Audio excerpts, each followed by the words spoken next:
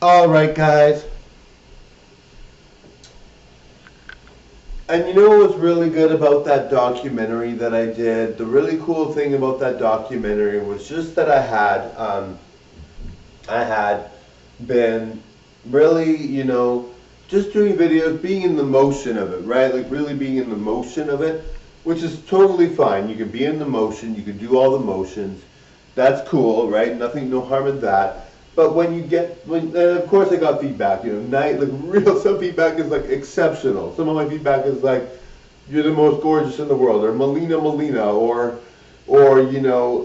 you made a big difference on me. I was feeling really low and you cheered me up, like super low and you cheered me up, or whatever. Or they say you're super hot, or you're this or that. They have to tone it down sometimes because YouTube won't allow certain comments or TikTok. Anyway, it was like really, I get some really great comments, but like I said, to hear it in person is really nice. I really felt it was really good. I really felt that it was like really, something that I really admire, because I really don't get that a lot, and believe it or not, of course I get that to some extent. I'm very, very good, and people will be very nice, but my family and I don't talk about my channel very much at all. My wife and I don't even talk about it that much. I mean, not that it matters, but I don't really talk too much about my channel with my wife even, because we're both busy. We love each other. We talk about other things, but we're both busy, and so we just focus on our own career paths on our own.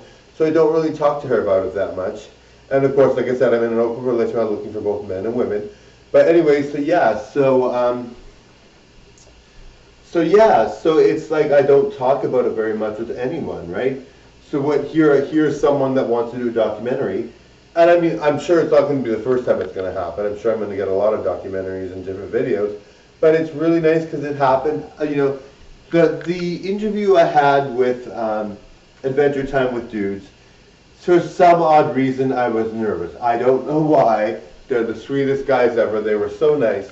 I'm sure if I had been a little more the same as I am now, I would have been more ready for it.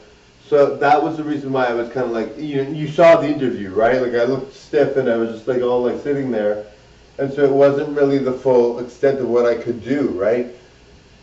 And it was a great interview. I loved Adventure Time with Dudes for sure. I thought that it was awesome, and maybe we'll do a collaboration again. I'm not sure, but yeah. So I'm like, hey, it was really good, but I was like feeling very nervous during that interview. Now it was an early interview. I had basically I think it was my first interview, so that's why I was nervous. But I had them over at my house. So it's different than when you have them at some other place, right? They're at your house, which is fine. I have people over my house before, but you just feel like it's a different space. So you just feel totally different about it. But maybe we'll do another collaboration. That would be kind of cool. But yeah, so I mean, they can just message me if they want to. But I'd have to figure out what we could do, because I don't know what I would do with them. I don't know if we could do like a video interview again, because they already interviewed me, but maybe we could have a different angle or a documentary with them. But they were very good too. They were very nice, very professional. But the thing, you saw that part where Booge rolls his eyes, right? Because I was just sitting there like, oh my God, I don't know what to say, darling. But anyway, so yeah, that was that, right? But yeah, so he was just very articulate and very professional and very good. He had like it was almost like we knew each other for a long time. And I've had that with my bestie, right? When I knew my bestie, it was like we knew each other forever, right? So it was just like very nice to have that experience again, because since my bestie passed, I don't get that experience as much. I mean, I do have that experience with some people, but I don't get that experience as much. But it was like we could talk for hours. It was very comfortable. It wasn't like it wasn't like pulling teeth to get a conversation going. So it was really nice. And I value his channel. He values mine. We value each other's channels for different reasons. I really think that the cool thing about his documentary is just that. And his name is Kevin, so hashtag Kevin, Kevin, or K0VIN.